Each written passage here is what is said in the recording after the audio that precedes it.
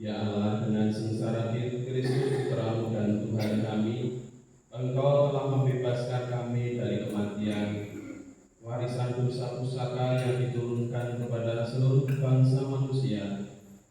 Perbaharuilah kami menjadi serupa dengan Dia, dan sebagaimana kami membawa dalam diri kami citra manusia duniawi sejak lahir, demikian pula semoga kami membawa citra manusia surgawi berkat daya anugerah-Mu yang menguduskan kami dengan pengantaraan Kristus Tuhan kami. Amin.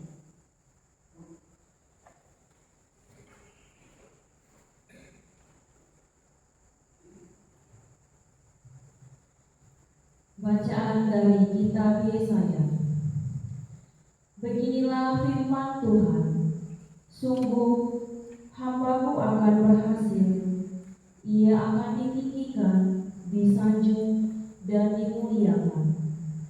Seperti banyak orang tertegun melihat dia, rupanya begitu buruk, tidak seperti manusia lagi, dan tampaknya tidak seperti anak manusia.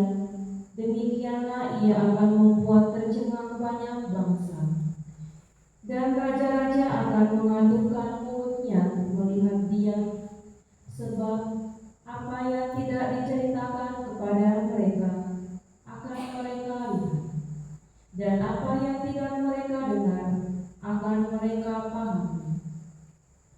Maka mereka berkata, siapakah yang percaya kepada berita yang kami dengar?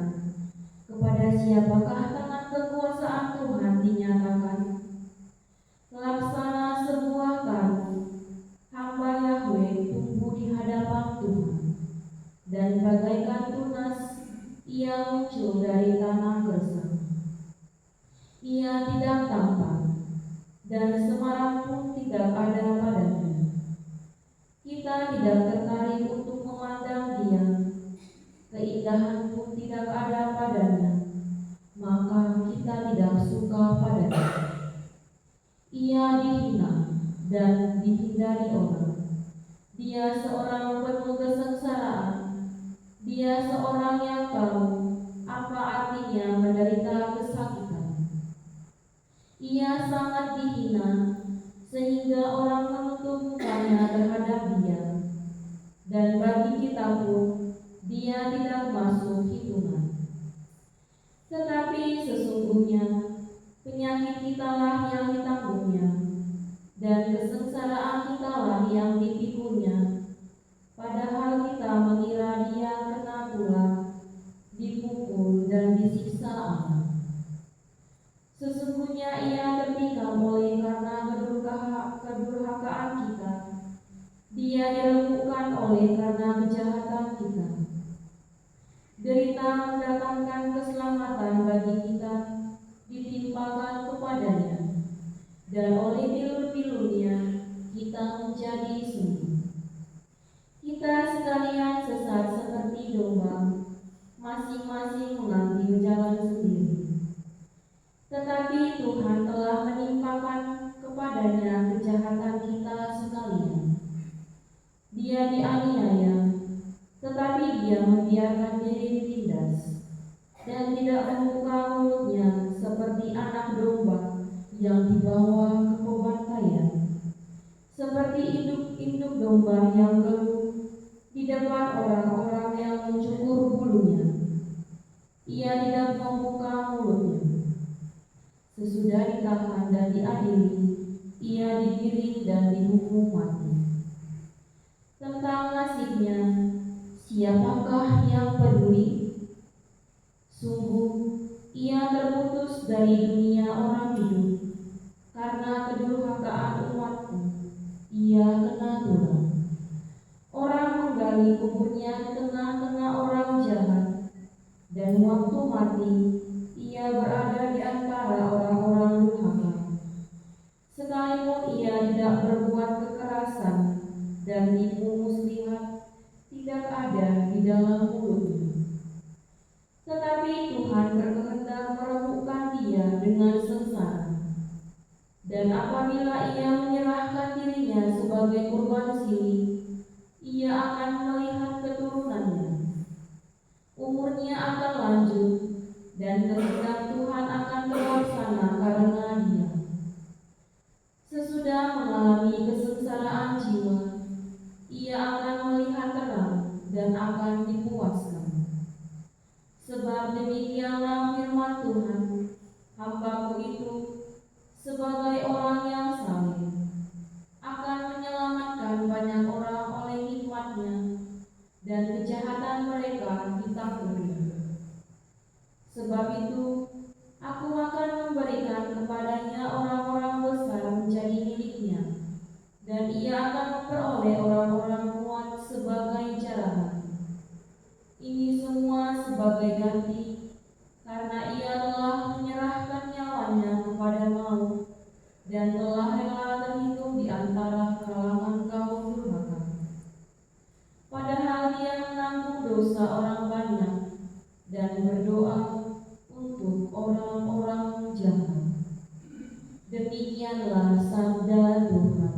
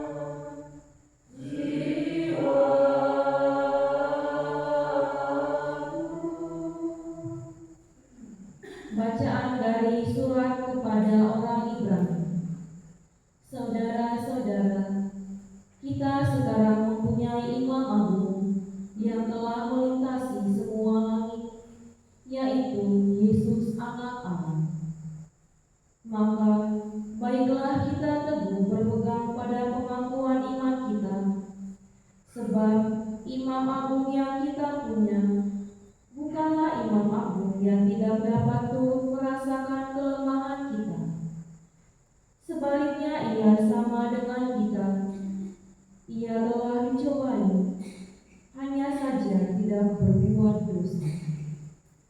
Sebab itu, marilah kita menghampiri tahta kerahiman Allah dengan penuh keberanian, supaya kita menerima rahmat dan menemukan kasih karunia untuk mendapatkan pertolongan pada waktunya. Dalam hidupnya sebagai manusia, Yesus telah mempersembahkan doa dan permohonan dengan ratap tangis dan keluhan kepada Dia yang sanggup menyelamatkannya dari maut. Dan karena kesalehannya, Ia telah didengarkan. Akan tetapi, sekalipun anak, Ia telah belajar menjadi taat. Ini ternyata dari apa yang telah dideritanya. Dan sesudah mencapai kesempurnaan, Ia menjadi pokok keselamatan abadi bagi semua orang yang taat kepadanya. Demikianlah sabda Tuhan.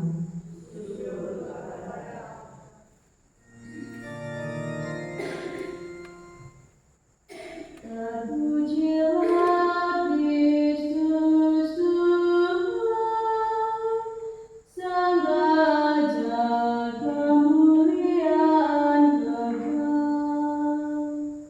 Terpujilah Kristus Tuhan, Sang Raja kemuliaan kekal. Kristus datang untuk kita sampai wafatnya di salib. Dari sebab itu Allah mengagungkan Dia, nama yang paling luhur dianugerahkan kepadanya. Terpujilah Kristus Tuhan, Sang Raja kemuliaan kekal.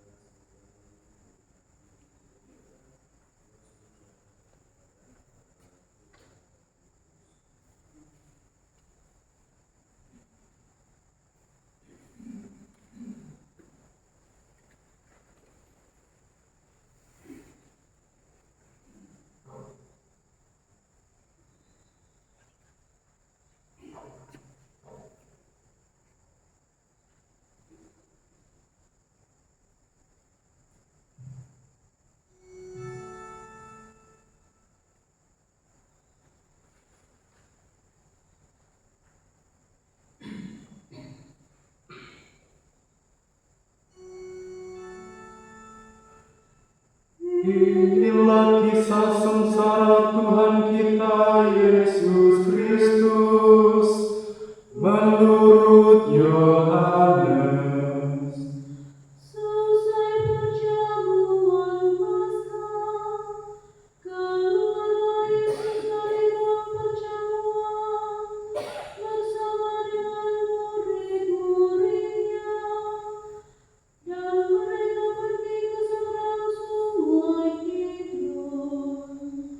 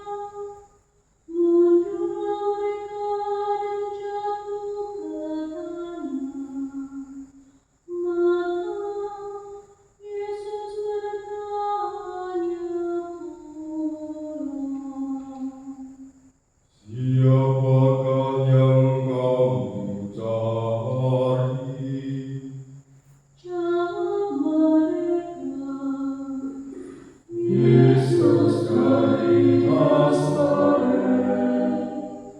Jawab Yesus. Telah kukatakan kepadamu, akulah Dia.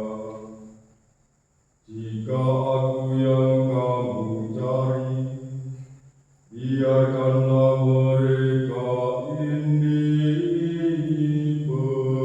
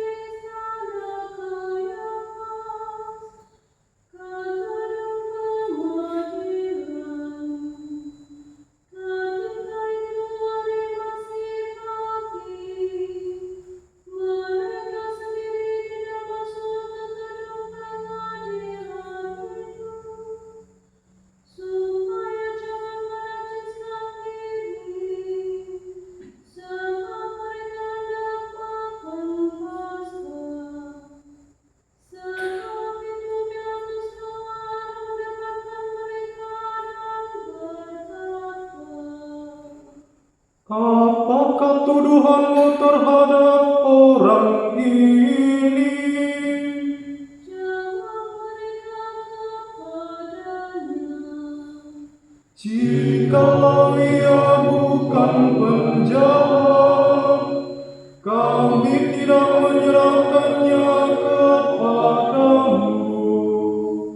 kata Pilatus kepada mereka, Ambillah dia dan hakimilah dia menurut hukum Tauratmu. kata orang Yahudi itu, Kami tidak diperbolehkan membunuh seseorang. demikian terjadi supaya genaplah firman Yesus yang dikatakannya untuk menyatakan bagaimana ia akan mati. Maka kembalilah Pilatus ke dalam gedung pengadilan, lalu memanggil Yesus dan berkata kepadanya, Engkau inikah raja orang Yahudi? jawab Yesus, Dari hatimu sendirikah engkau katakan hal itu? Atau adakah orang lain yang mengatakan kepadamu tentang aku? kata Pilatus, Orang Yahudikah aku?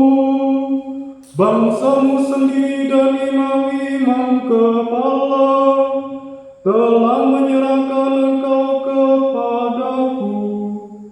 Apakah yang telah engkau perbuat? jawab Yesus, Kerajaanku bukan dari dunia ini. Jika kerajaanku dari dunia ini, pasti hamba-hambaku sudah melawan, supaya aku jangan diserahkan kepada orang Yahudi.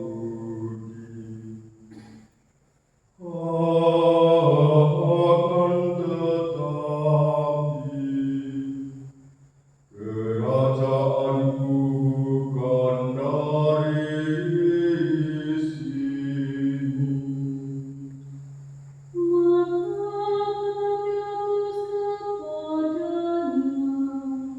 Jadi engkau adalah raja.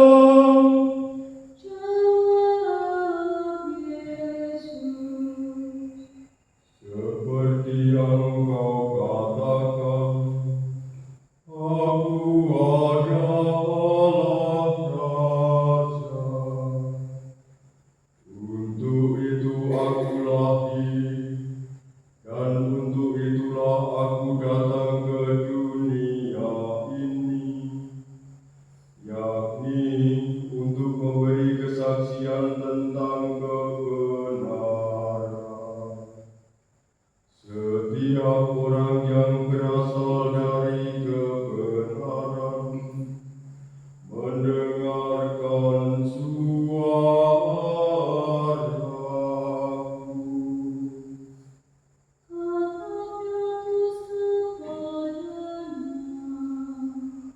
Apakah kebenaran itu?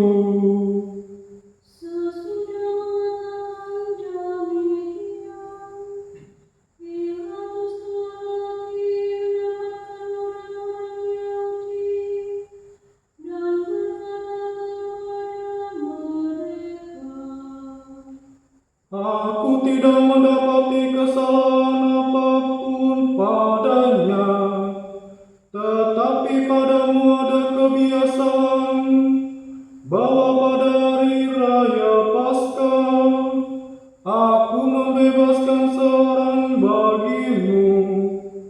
Maukah kamu supaya aku membebaskan raja orang Yahudi ini bagimu.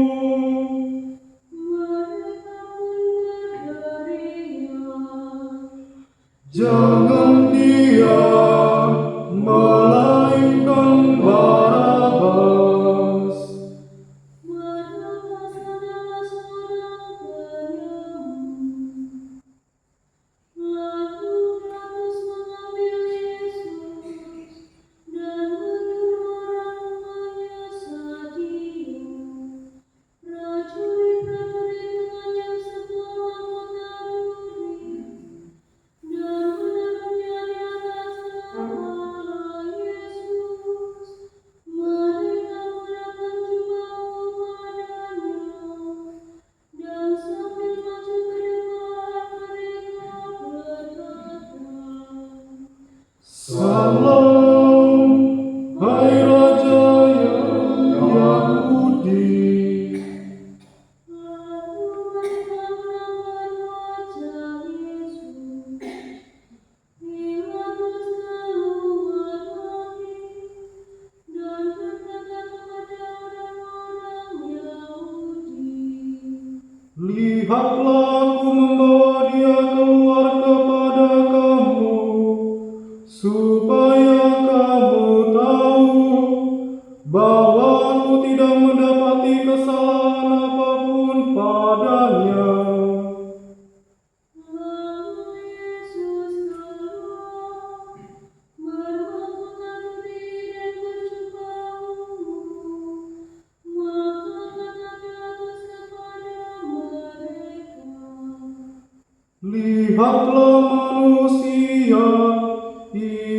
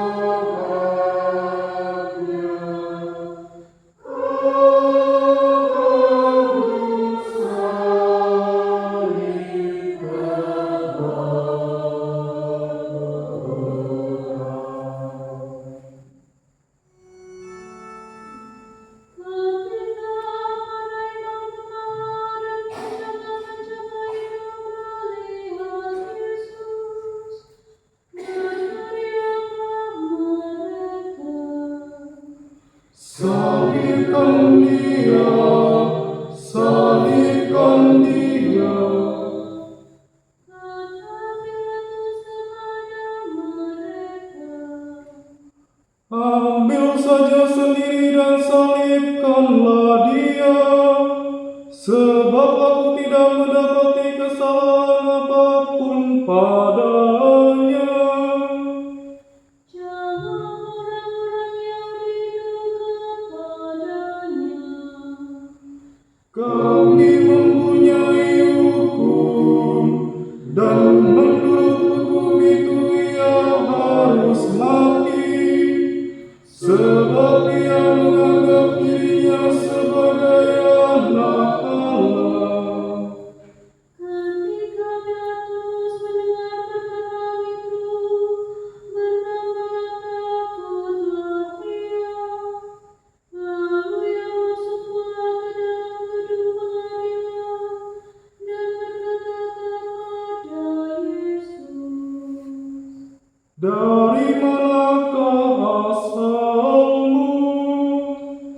tetapi Yesus tidak memberi jawab kepadanya. Maka kata Pilatus, Tidakkah engkau mau berbicara dengan aku? Tidakkah engkau tahu bahwa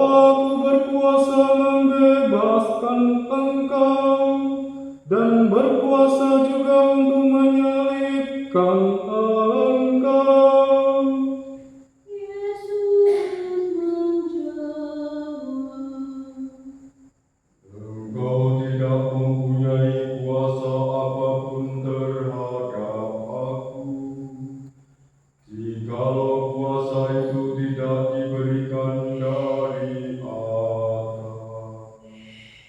Sebab itu, Dia yang menyerahkan Aku kepadamu lebih besar dosanya.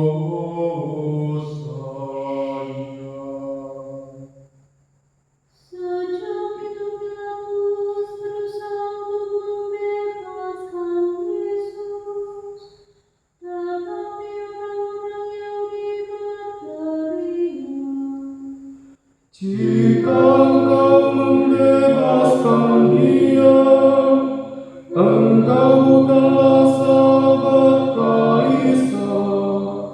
Setiap orang yang menganggap diri raja melawan Kaisar.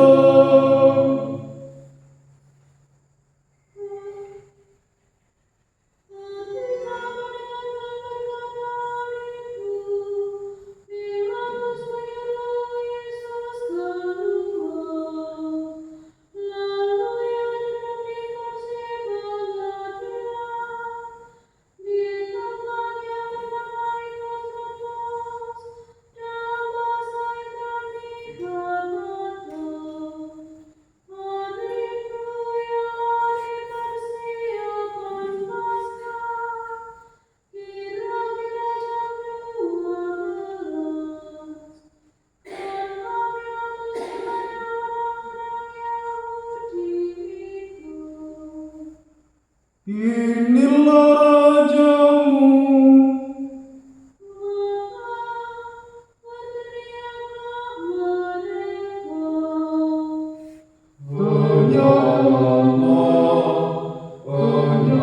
Enyahkanlah, salibkan Dia.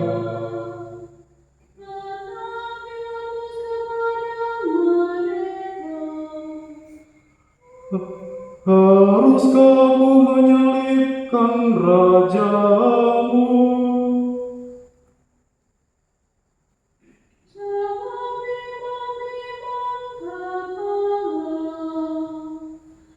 Kami tidak mempunyai raja selain Kaisar. Akhirnya Pilatus menyerahkan Yesus dalam keadaan merdeka untuk disalibkan. Mereka menerima Yesus sambil memikul salibnya. Yesus dibawa keluar kota ke tempat yang bernama Tengkorak, dalam bahasa Ibrani Golgota.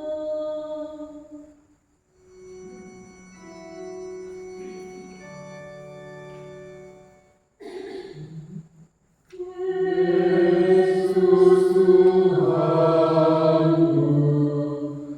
mana cahayamu, mana gerangan sinar cemerlangmu. Aduh indahnya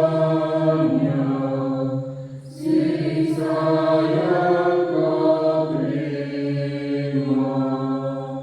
Aduh indahnya.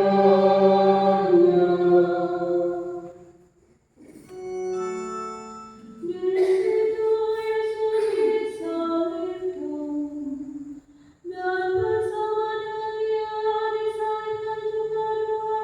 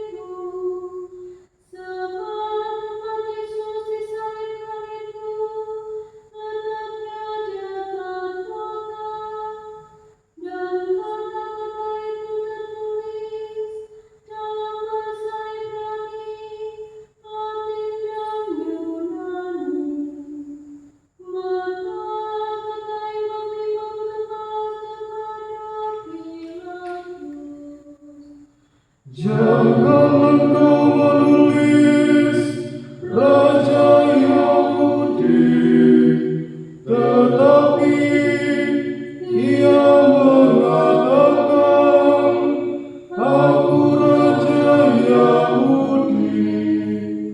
Jawab Pilatus, Apa yang kutulis tetap tertulis. setelah prajurit-prajurit menyalibkan Yesus, mereka mengambil pakaian Yesus, lalu membaginya menjadi 4 bagian, masing-masing prajurit satu bagian. Cuma Yesus pun mereka ambil, tetapi cuma itu tidak terjadi. Dari atas ke bawah merupakan satu deburan kutub. Karena itu mereka berkata seorang kepada yang lain, Janganlah kita membagi jubah ini menjadi beberapa potong, tetapi baiklah kita membuang undi untuk menentukan siapa yang akan mendapatnya. demikianlah terjadi, supaya genaplah yang ada tertulis dalam kitab suci. Mereka membagi-bagi pakaianku di antara mereka, dan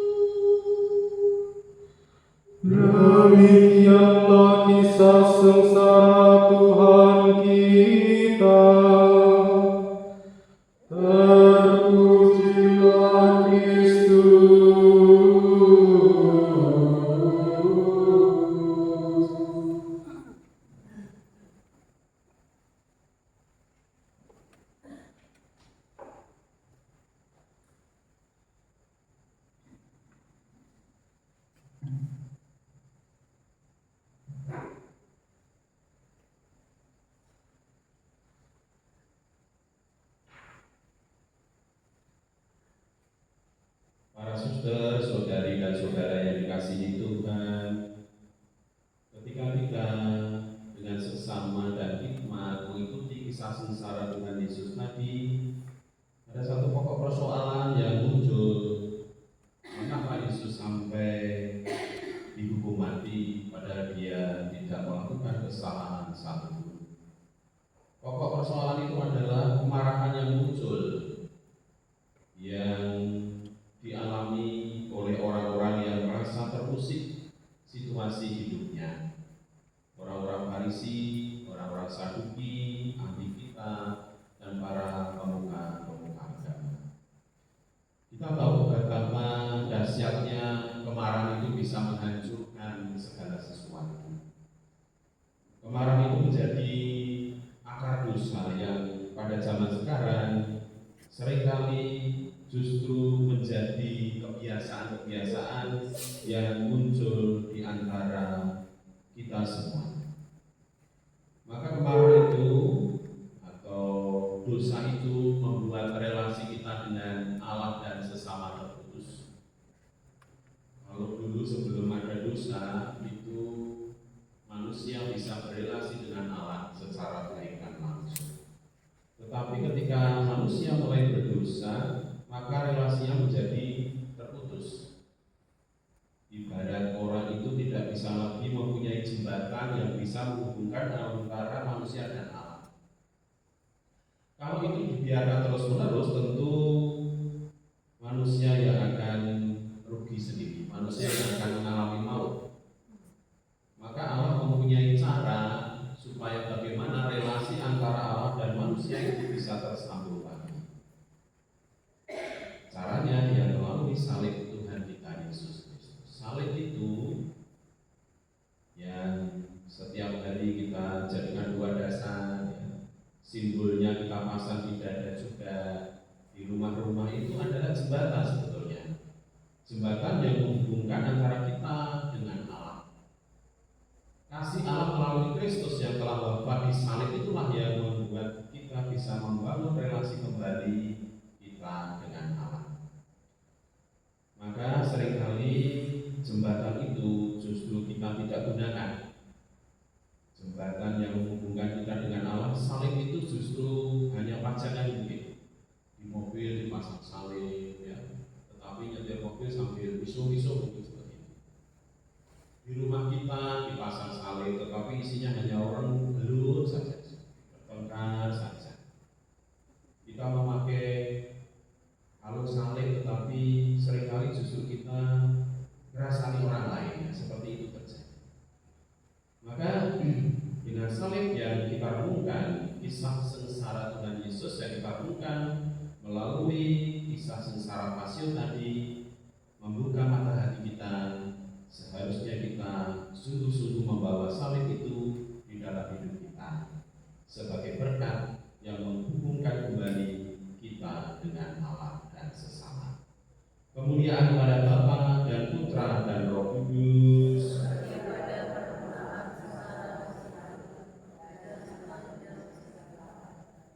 Kita lanjutkan dengan doa umat Maria. Saudara-saudara terkasih, marilah kita berdoa untuk gereja kudus Allah, supaya Allah dan Tuhan kita berkenan menganugerahkan damai kepadanya, mempersatukan dan melindunginya di seluruh dunia, dan supaya Ia membantu kita memuliakan Allah, Bapa yang Maha Kuasa, dalam suasana hidup yang tenang dan damai.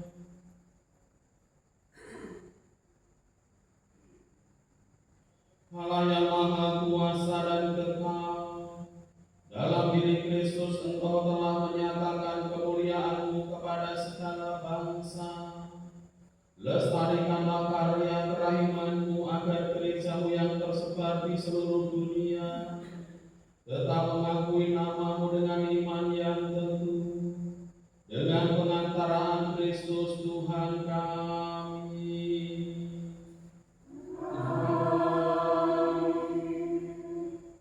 Marilah kita berdoa pula untuk Bapa Suci kita Fransiskus, supaya Allah dan Tuhan kita yang telah memilih dia menjadi uskup bagi gereja kudusnya, memberi dia kesehatan dan kekuatan untuk memimpin umat kudus Allah.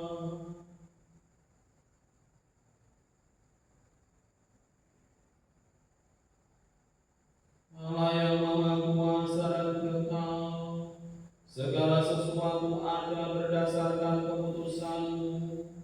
Sudilah mendengarkan doa-doa kami, dan dengan kasih sayang-Mu lindungilah Imam Agung yang telah Kau pilih bagi kami. Semoga umat Kristiani yang Kau percayakan kepada pengembalaannya berkembang dalam iman dengan pengantaraan Kristus Tuhan kami.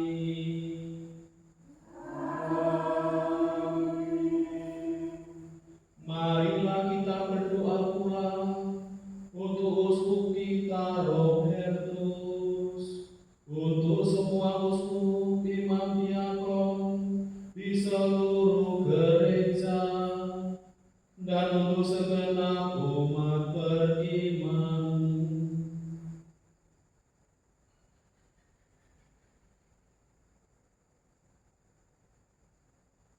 Allah yang Maha Kuasa dan Kekal, dengan Roh-Mu Engkau menguduskan dan memimpin seluruh gereja. Dengarkanlah doa kami bagi para pelayan-Mu. Semoga berkat bantuan rahmat-Mu, mereka mengabdi Engkau dengan setia, dengan pengantaraan Kristus Tuhan kami.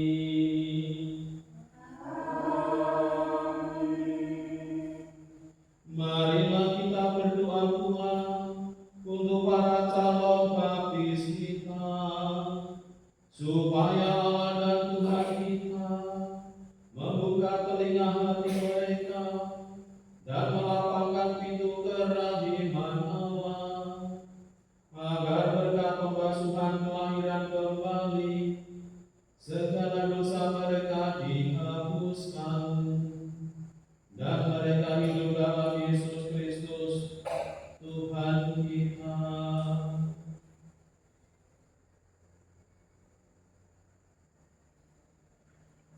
Allah yang Maha Kuasa dan Kekal, Engkau selalu menyuburkan gereja-Mu dengan anggota-anggota baru. Sudilah menambah iman dan pengetahuan para calon baptis, supaya dengan dilahirkan kembali lewat bejana pembaptisan, mereka digabungkan dengan himpunan anak angkat-Mu, dengan pengantaraan Kristus Tuhan kami.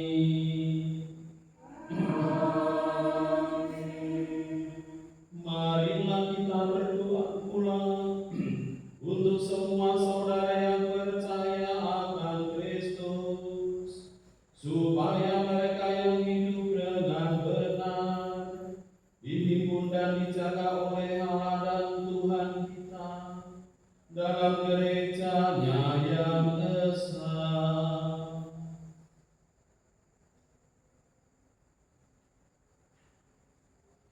Allah yang Maha Kuasa dan Kekal, Engkau menyatukan yang tercerai-berai dan memelihara yang telah bersatu. Pandanglah dengan rela kawanan domba-putra-Mu, supaya mereka yang telah dikuduskan oleh satu baptisan tidak hanya dipadukan oleh keutuhan iman, tetapi juga disatukan oleh ikatan cinta dengan pengantaraan Kristus Tuhan kami.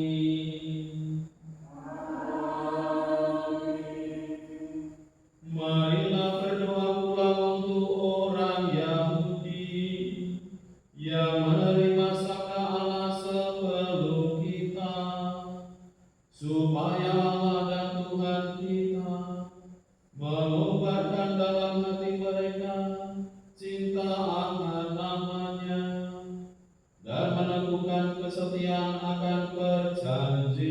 keturunannya.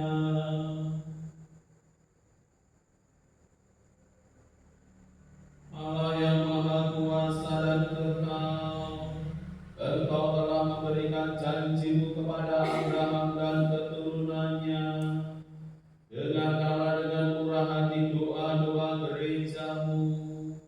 Semoga umat pilihan-Mu yang pertama diperkenankan mencapai kepenuhan penebusan dengan pengantaran Kristus Tuhan kami.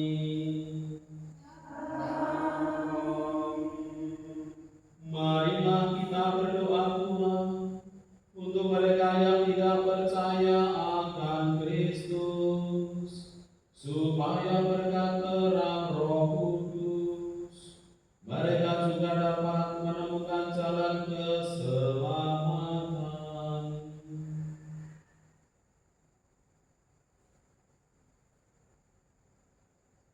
Allah yang Maha Kuasa dan Kekal, bantulah mereka yang tidak mengakui Kristus, agar dengan hidup jujur di hadapan-Mu mereka menemukan kebenaran. Bantulah kami agar dengan semakin saling mengasihi dan semakin berhasrat memahami misteri kehidupan-Mu, kami menjadi saksi cinta-Mu yang lebih sempurna di dunia dengan pengantaran Kristus Tuhan kami. Marilah kita berdoa pula untuk mereka yang tidak mengenal Allah, supaya mereka yang dengan tulus hati mencari kebenaran layak menemukan Allah sendiri.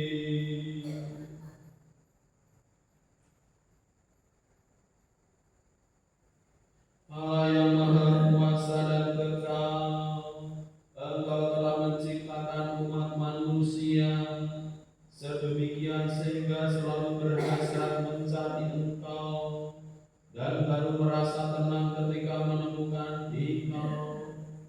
Maka kami mohon bantulah agar mereka semua dengan mengatasi hambatan seberat apapun mampu melihat tanda kasih sayang-Mu dan tergerak oleh kesaksian hidup orang-orang yang percaya kepadamu.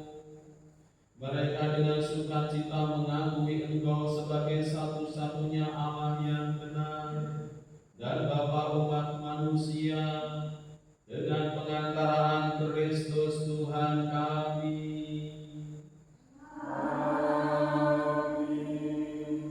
Marilah kita berdoa pula untuk semua pemimpin negara, supaya Allah dan Tuhan kita seturut kehendak-Nya mengarahkan budi dan hati mereka kepada damai dan kebebasan sejati bagi semua orang.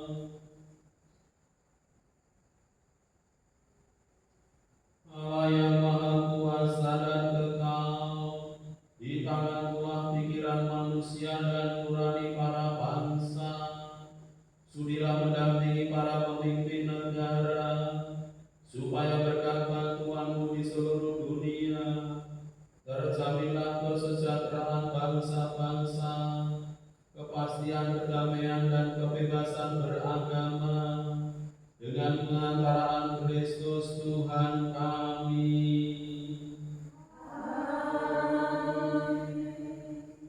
Saudara-saudara yang terkasih, marilah kita berdoa kepada Allah, Bapa yang Maha Kuasa, supaya Ia membersihkan dunia dari kesesatan, melenyapkan penyakit, menjauhkan kelaparan, membuka penjara, mematahkan belenggu, melindungi musafir, mengantar pulang pengungsi, menyembuhkan orang sakit, dan menyelamatkan orang yang meninggal.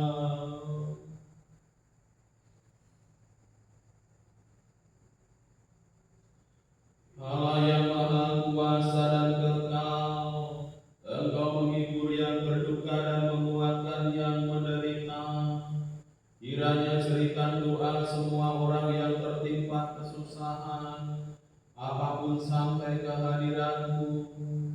Semoga semua yang berada dalam kesesatan bersukacita karena menerima belas kasih-Mu dengan pengantaraan Kristus Tuhan kami.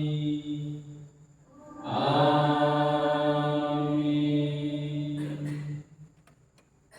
Kita lanjutkan dengan upacara penyembahan salib suci.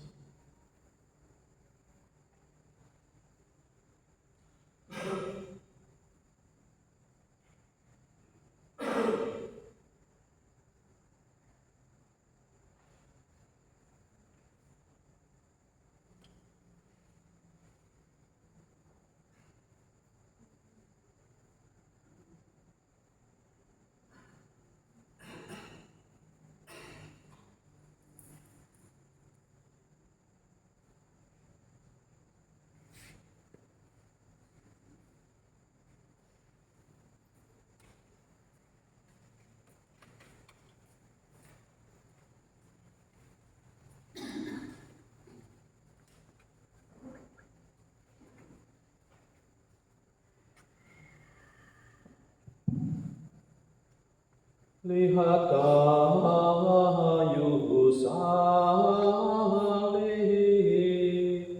tempat penyelamat dunia, bergantung.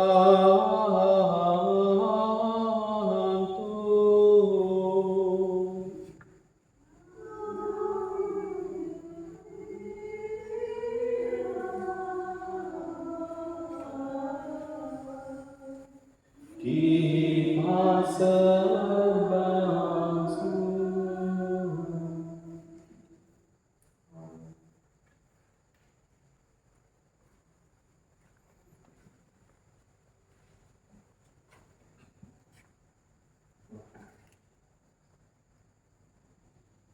Lihat kayu salib, tempat penyelamat dunia, bergantung.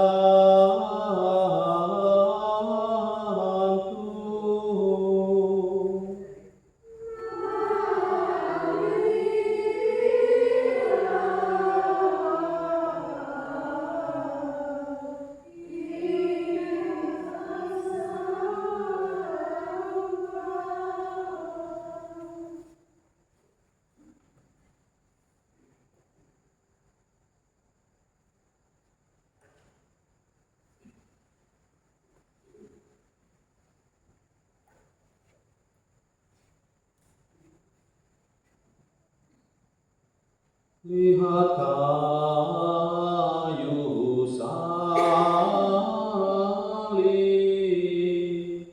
tempat penyelamat dunia, bergantung.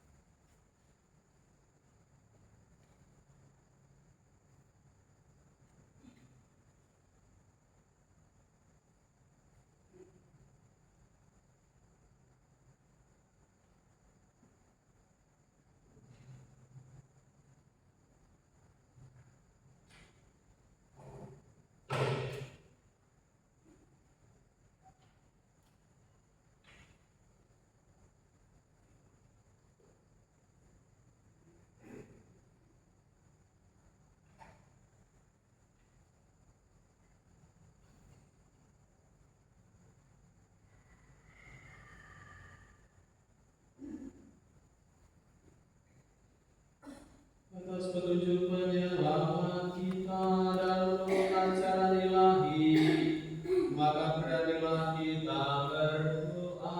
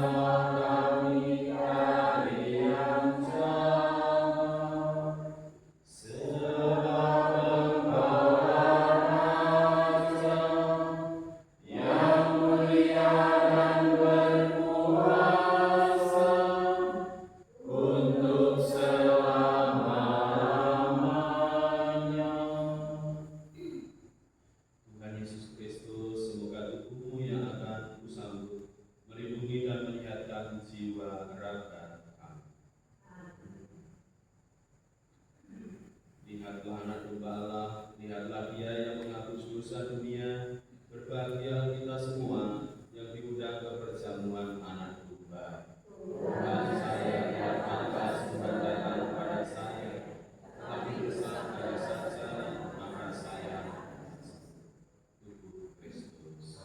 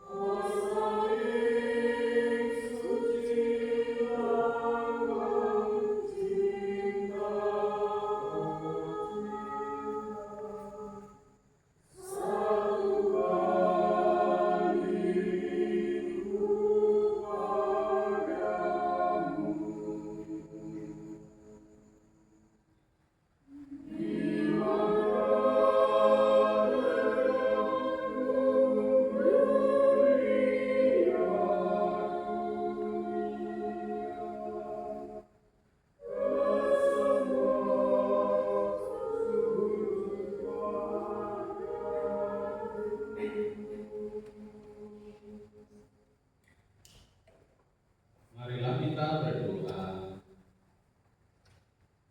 Allah yang kekal dan kuasa, Engkau telah memulihkan kebahagiaan kami berkat telapak dan kebangkitan Putramu. Peliharalah karya belas kasih-Mu dalam diri kami, agar kami yang telah ambil bagian dalam misteri ini dapat hidup penuh bakti kepadamu dengan pengantaraan Kristus Tuhan kami. Amin. Tundukkanlah kepalamu untuk menerima berkat Tuhan. Kami mohon ya Tuhan, semoga turunlah berkat berlimpah ke atas umat-Mu ini yang telah mengenangkan Bapa Putramu sambil mengharapkan kebangkitannya. Berikanlah pengampunan, anugerahkanlah penghiburan, tumbuhkanlah iman yang kudus, berikanlah jaminan penebusan yang kekal dengan pengantaraan Kristus Tuhan kami. Amin.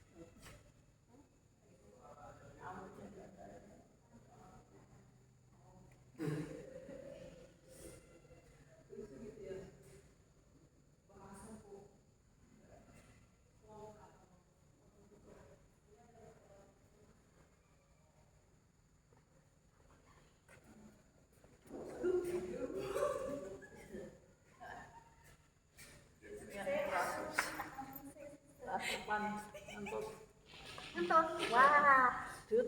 Dut.